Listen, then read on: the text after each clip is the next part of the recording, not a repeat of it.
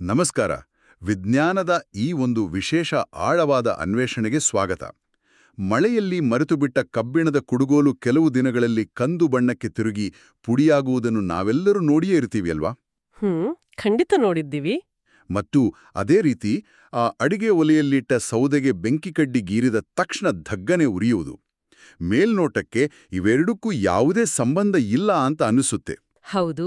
ಆದ್ರೆ ಏನ್ ಗೊತ್ತಾ, ನಮ್ಮ ಹಳ್ಳಿಗಳ ಸುತ್ತಮುತ್ತ ಪ್ರತಿದಿನ ನಡೆಯುವ ಈ ಎರಡು ಅದ್ಭುತ ರಾಸಾಯನಿಕ ಬದಲಾವಣೆಗಳ ಹಿಂದೆ ಒಂದು ದೊಡ್ಡ ಗುಟ್ಟಿದೆ. ಅಂದ್ರೆ ಇವೆರಡು ಒಂದೇ ನಾಣ್ಯದ ಎರಡು ಮುಖಗಳು. ಅರೆ ವಾವ್! ಒಂದೇ ನಾಣ್ಯದ ಎರಡು ಮುಖಗಳ ಅಂದ್ರೆ ಹೇಗೆ? ನಿಖರವಾಗಿ ಹೇಳಬೇಕು ಅಂದ್ರೆ ಈ ಎರಡು ಪ್ರಕ್ರಿಯೆಗಳು ವಸ್ತುಗಳನ್ನು ಒಮ್ಮೆ ಮುಟ್ಟಿದ್ರೆ ಸಾಕು ಶಾಶ್ವತವಾಗಿ ಬದಲಾಯಿಸಿಬಿಡ್ತವೆ. ಓಹೋ, ಶಾಶ್ವತವಾಗಿ. ಹೌದು. ಒಂದು ವಾರಗಳ ಕಾಲ ಬಹಳ ನಿಧಾನವಾಗಿ ನಡೆಯುವ ಪ್ರಕ್ರಿಯೆ, ಮತ್ತೊಂದು ಕಂಡು ಮಿಟುಕಿಸುವಷ್ಟರಲ್ಲಿ ನಡೆಯುವ ಅತಿ ವೇಗದ ಪ್ರಕ್ರಿಯೆ. ಇವೇ ತುಕ್ಕು ಹಿಡಿಯುವುದು ಮತ್ತು ದಹನಕ್ರಿಯೆ ಅಂದ್ರೆ ಉರಿಯುವಿಕೆ. ಸರಿ, ಆ ಮಳೆಯಲ್ಲಿ ಬಿದ್ದ ಕುಡುಗೋಲಿನ ಅಥವಾ ಟ್ರ್ಯಾಕ್ಟರ್ನ ಕಥೆಯನ್ನೇ ತೆಗೆದುಕೊಳ್ಳೋಣ. ಕಬ್ಬಿಣ ಗಟ್ಟಿಯಾದ ವಸ್ತು, ಆದ್ರೆ ಅದ್ಯಾಕೆ ನಿಧಾನವಾಗಿ ಆ ಕಂದು ಬಣ್ಣದ ಪುಡಿಯಾಗಿ ಬದಲಾಗುತ್ತದೆ? ಅದನ್ನೇ ನಾವು ತುಕ್ಕು ಹಿಡಿಯುವುದು ಎನ್ನುತ್ತೇವೆ. ಅದೇ ಅಲ್ಲಿ ನಿಜವಾಗಿ ಏನಾಗ್ತದೆ? ಅಲ್ಲಿ ಗಾಳಿಯಲ್ಲಿರುವ ಆಕ್ಸಿಜನ್ ಅಂದ್ರೆ ಆಕ್ಸಿಜನ್ ತನ್ನ ಕೆಲಸ ಶುರು ಮಾಡುತ್ತದೆ. ಆಕ್ಸಿಜನ್ ಒಂಥರ ಹಸಿದ ರಾಕ್ಷಸನಿದ್ದಂತೆ. ಹಸಿದ ರಾಕ್ಷಸನ? ಹೌದು. ಅದಕ್ಕೆ ಬೇರೆ ವಸ್ತುಗಳ ಜೊತೆ ಸೇರಿಕೊಳ್ಳುವುದಂದ್ರೆ ಬಲು ಇಷ್ಟ. ಕಬ್ಬಿಣವು ಆ ಗಾಳಿಯಲ್ಲಿರುವ ಆಕ್ಸಿಜನ್ ಮತ್ತು ನೀರಿನ ತೇವಾಂಶದ ಜೊತೆ ಸೇರಿದಾಗ ಆಕ್ಸಿಜನ್ ಕಬ್ಬಿಣವನ್ನು ಮೆಲ್ಲನೆ ತಿನ್ನಲು ಶುರು ಮಾಡುತ್ತದೆ. ಓಹೋ, ಆಮೇಲೆ ಏನಾಗುತ್ತೆ? ಆಗ ಐರನ್ ಆಕ್ಸೈಡ್ ಎಂಬ ಹೊಸ ವಸ್ತು ಸೃಷ್ಟಿಯಾಗ್ತದೆ. ಅದೇ ಆ ಕಂದು ಬಣ್ಣದ ತುಕ್ಕು. ಅಂದ್ರೆ ಐರನ್ ಮತ್ತು ಆಕ್ಸಿಜನ್ ಕೈಜೋಡಿಸಿ ಐರನ್ ಆಕ್ಸೈಡ್ ಆಗುತ್ತದೆ. ಇದು ಕಬ್ಬಿಣವನ್ನು ತೀರಾ ದುರ್ಬಲಗೊಳಿಸುತ್ತದಲ್ಲ, ಮುಟ್ಟಿದ್ರೆ ಪುಡಿಯಾಗುತ್ತದೆ. ಖಂಡಿತ. ಹಾಗಾದ್ರೆ ಈ ಆಕ್ಸಿಜನ್ ರಾಕ್ಷಸ ಮತ್ತು ನೀರಿನಿಂದ ಕಬ್ಬಿಣವನ್ನು ಕಾಪಾಡಲು ನಾವು ಟ್ರ್ಯಾಕ್ಟರ್ಗೆ ಬಣ್ಣ ಬಳಿಯುತ್ತೇವಲ್ಲ, ಅದು ಮಳೆಯಲ್ಲಿ ನಾವು ಹಾಕೊಳ್ಳುವ ರೇನ್ಕೋಟ್ ತರಹ ಕೆಲಸ ಮಾಡ್ತದಾ? ಹೌದು ಹೌದು. ಆ ಬಣ್ಣದ ಕವಚ ಆಕ್ಸಿಜನ್ ಮತ್ತು ನೀರು ಕಬ್ಬಿಣಕ್ಕೆ ತಾಗದಂತೆ ತಡೆಯುತ್ತದೆ. ಯಂತ್ರಗಳ ಭಾಗಗಳಿಗೆ ಎಣ್ಣೆ ಅಥವಾ ಗ್ರೀಸ್ ಹಚ್ಚುವುದು ಕೂಡ ಇದೇ ಕಾರಣಕ್ಕೆ. ಅಂದ್ರೆ ನೀರು ಅದರ ಮೇಲೆ ನಿಲ್ಲದೆ ಜಾರಿ ಹೋಗ್ತದೆ. ನಿಖರವಾಗಿ. ಇನ್ನೊಂದು ಕೌತುಕದ ವಿಧಾನವಿದೆ, ಅದೇ ಗ್ಯಾಲ್ವನೈಸೇಷನ್. ಗ್ಯಾಲ್ವನೈಸೇಷನ್ ಪದ ಸ್ವಲ್ಪ ದೊಡ್ಡದಾಗಿದೆ. ಇದರ ಅರ್ಥ ಏನು? ಇದು ಕಬ್ಬಿಣಕ್ಕೆ ಒಬ್ಬ ಬಾಡಿಗಾರ್ಡ್ ಅಥವಾ ಅಂಗರಕ್ಷಕನನ್ನು ನೇಮಿಸಿದಂತೆ.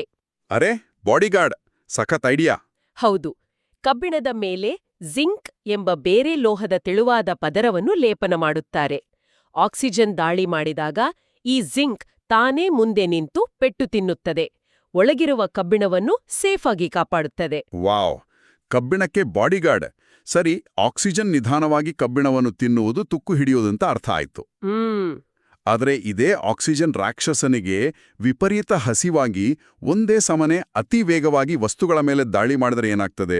ಅದೇ ಬೆಂಕಿಯ ಒಲೆಯಲ್ಲಿ ಬೆಂಕಿ ಹೊತ್ತಿಕೊಳ್ಳುವುದು. ಹೌದು, ಅದೇ ದಹನ ಕ್ರಿಯೆ. ತುಕ್ಕು ಹಿಡಿಯುವುದು ಮೆಲ್ಲನೆ ನಡೆಯುವ ನಡಿಗೆ ಆದ್ರೆ ದಹನ ಕ್ರಿಯೆ ಅನ್ನೋದು ಒಂದು 100 ಮೀಟರ್ ಓಟದ ಸ್ಪರ್ಧೆ ಇದ್ದಂತೆ. ಓಹೋ, 100 ಮೀಟರ್ ಓಟ. ಹೌದು. ಸೌದೆ, ಕಲ್ಲಿದ್ದಲು ಅಥವಾ ಗ್ಯಾಸ್ನಂತಹ ಇಂಧನಗಳು ಆಕ್ಸಿಜನ್ ಜೊತೆ ಸೇರಿದಾಗ ಈ ವೇಗದ ಬದಲಾವಣೆ ಆಗ್ತದೆ. ಆದ್ರೆ ಇದು ಶುರುವಾಗಲು ಸಣ್ಣದೊಂದು ಬಿಸಿ ಅಥವಾ ಶಾಖ ಬೇಕು. ಅದಕ್ಕೆ ನಾವು ಬೆಂಕಿಪಟ್ಟಣ ಗೀರ್ತವೆ ಅಲ್ವಾ? ಹೌದು. ಅಂದ್ರೆ ತುಕ್ಕು ಹಿಡಿಯುವುದಕ್ಕೂ ಆಕ್ಸಿಜನ್ ಬೇಕು, ಸೌದೆ ಉರಿಯುವುದಕ್ಕೂ ಆಕ್ಸಿಜನ್ ಬೇಕು. ಎರಡಕ್ಕೂ ಇದೇ ಕಾರಣ. ಆದ್ರೆ ದಹನ ಕ್ರಿಯೆಯಲ್ಲಿ ತುಕ್ಕಿನ ಬದಲು ಬೂದಿ ಯಾಕೆ ಉಳಿಯುತ್ತದೆ? ಕಾರಣ ಬಹಳ ಸರಳ. ಆಕ್ಸಿಜನ್ ಒಂದೇ ಆದ್ರೂ ಅದು ದಾಳಿ ಮಾಡುವ ವಸ್ತುಗಳು ಬೇರೆ. ಕಬ್ಬಿಣದ ಮೇಲೆ ದಾಳಿ ಮಾಡಿದಾಗ ಐರನ್ ಆಕ್ಸೈಡ್ ಎಂಬ ತುಕ್ಕು ಉಳಿಯುತ್ತದೆ. ಸರಿ. ಅದೇ ಮರ ಅಥವಾ ಕಲ್ಲಿದ್ದಲಿನಂತಹ ಇಂಧನಗಳ ಜೊತೆ ಸೇರಿದಾಗ ಉಷ್ಣ ಮತ್ತು ಬೆಳಕು ಭೋರ್ಗರೆದು ಬರ್ತದೆ. ಕೊನೆಗೆ ಕೇವಲ ಬೂದಿ ಅಥವಾ ಹೊಗೆ ಮಾತ್ರ ಉಳಿಯುತ್ತದೆ. ಇಲ್ಲಿ ಗಮನಿಸಬೇಕಾದ ವಿಚಾರ ಅಂದ್ರೆ, ಈ ದಹನ ಕ್ರಿಯೆಯಲ್ಲಿ ವಿಪರೀತ ಉಷ್ಣ ಮತ್ತು ಬೆಂಕಿ ಬರುವುದರಿಂದ ಸೀಮೆಎಣ್ಣೆ, ಪೆಟ್ರೋಲ್ ಅಥವಾ ಕಾಗದದಂತಹ ಬೇಗ ಉರಿಯುವ ವಸ್ತುಗಳನ್ನು ಒಲೆಯಿಂದ ದೂರ ಇಡಬೇಕು. ಹೌದು. ಬೆಂಕಿಯ ಜೊತೆ ಆಟವಾಡಬಾರದು. ಸುರಕ್ಷತೆ ಬಹಳ ಮುಖ್ಯ. ಮಕ್ಕಳಂತೂ ದೊಡ್ಡವರಿಲ್ಲದೆ ಬೆಂಕಿ ಹತ್ರ ಹೋಗ್ಬಾರದು. ಖಂಡಿತ. ಮತ್ತು ಈ ಎರಡು ಪ್ರಕ್ರಿಯೆಗಳು ವಸ್ತುಗಳನ್ನು ಒಮ್ಮೆ ಬದಲಾಯಿಸಿದ್ರೆ ಮತ್ತೆ ಹಳೆಯ ಸ್ಥಿತಿಗೆ ತರಲು ಸಾಧ್ಯವೇ ಇಲ್ಲ. ಉರಿದ ಬೂದಿಯನ್ನು ಮತ್ತೆ ಸೌದೆ ಮಾಡಲು ಆಗುವುದಿಲ್ಲ. ತುಕ್ಕು ಹಿಡಿದ ಪುಡಿಯನ್ನೂ ಹೊಸ ಕಬ್ಬಿಣ ಮಾಡಲಾಗುವುದಿಲ್ಲ. ಮಸ್ತ್. ಆಕ್ಸಿಜನ್ ಸಹಾಯದಿಂದ ವಸ್ತುಗಳು ಶಾಶ್ವತವಾಗಿ ಬದಲಾಗುವ ಈ ಎರಡೂ ಕಥೆಗಳು ನಿಜಕ್ಕೂ ಅದ್ಭುತ. ಒಂದು ವಸ್ತುಗಳನ್ನು ನಿಧಾನವಾಗಿ ನಾಶ ಮಾಡುವ ತುಕ್ಕು, ಮತ್ತೊಂದು ನಮಗೆ ಶಕ್ತಿ, ಉಷ್ಣ ನೀಡುವ ವೇಗದ ಬೆಂಕಿ. ಎರಡರ ಹಿಂದಿನ ವಿಜ್ಞಾನ ಒಂದೇ, ಕೇವಲ ಅದರ ವೇಗ ಮತ್ತು ವಸ್ತುಗಳು ಮಾತ್ರ ಬೇರೆ. ಹಾಗಾದ್ರೆ ಈ ಚರ್ಚೆಯನ್ನು ಮುಗಿಸುವ ಮುನ್ನ ಒಂದು ಕುತೂಹಲದ ಪ್ರಶ್ನೆ ಕೇಳೋಣ. ಖಂಡಿತ. ಕಬ್ಬಿಣದ ಮೇಲೆ ಬಣ್ಣ ಬಳಿದು ಆಕ್ಸಿಜನ್ ತಡೆದರೆ ತುಕ್ಕು ಹಿಡಿಯುವುದು ನಿಲ್ತದೆ ಎಂದು ಈಗಷ್ಟೇ ನಮಗೆ ಗೊತ್ತಾಯಿತು. ಹೌದು. ಹಾಗಾದ್ರೆ ಉರಿಯುತ್ತಿರುವ ಬೆಂಕಿಗೆ ಆಕ್ಸಿಜನ್ ಸಿಗದಂತೆ ಯಾವುದಾದ್ರೂ ಪಾತ್ರೆಯಲ್ಲಿ ಮುಚ್ಚಿ ಹಾಕಿದರೆ ಏನಾಗ್ಬೋದು? ಬೆಂಕಿಯನ್ನು ಆರಿಸಲು ಈ ವಿಜ್ಞಾನವನ್ನು ಹೇಗೆ ಬಳಸಬಹುದು? ವಾವ್, ಇದೊಂದು ಅದ್ಭುತವಾದ ಆಲೋಚನೆ. ಹೌದಲ್ವಾ? ಮುಂದಿನ ಬಾರಿ ಉರಿಯುವ ಮೇಣದ ಬತ್ತಿಯನ್ನು ನೋಡುವಾಗ ನಾವೆಲ್ಲರೂ ಇದರ ಬಗ್ಗೆ ಯೋಚಿಸೋಣ. ಈ ಆಳವಾದ ಅನ್ವೇಷಣೆಯಲ್ಲಿ ಪಾಲ್ಗೊಂಡಿದ್ದಕ್ಕೆ ಧನ್ಯವಾದಗಳು.